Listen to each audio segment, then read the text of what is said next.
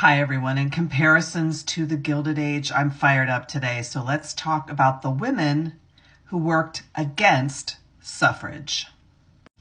You might think that every woman was out on the streets in the 19th century and early 20th century demanding the right to vote, demanding women get rights. You would be wrong. There were a lot of women who were actually anti-suffrage.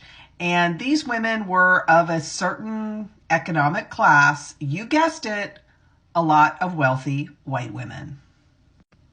Before we can talk about suffrage and women's rights, we have to rewind it back to the Old English common law term coverture. So coverture is a term that was used legally that basically meant upon marriage, a woman's existence was merged in with her husband. So she is no longer an entity on her own. She is her husband's property. So this is why women can't own property on their own. This is why women can't sign contracts.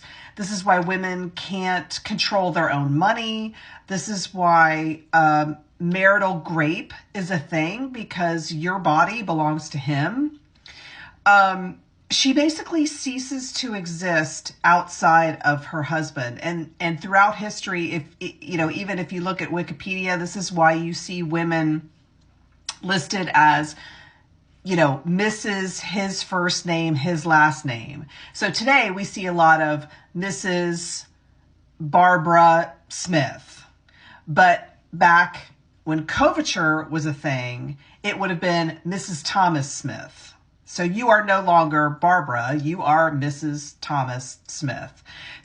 So one of the famous quotes about Abigail Adams to her husband John, when America was forming, Abigail Adams said, "Remember the ladies." And a lot of people think this is about voting, but it's actually about coverture. She says, "Do not put such unlimited power into the hands of the husbands. Remember, all men would be tyrants if they could." And that's from 1776. And John Adams's response, "I cannot but laugh." So as the 19th century rolls on, we start to see property acts and laws being passed where women can own property. The trend actually starts right before the Civil War in the South, because guess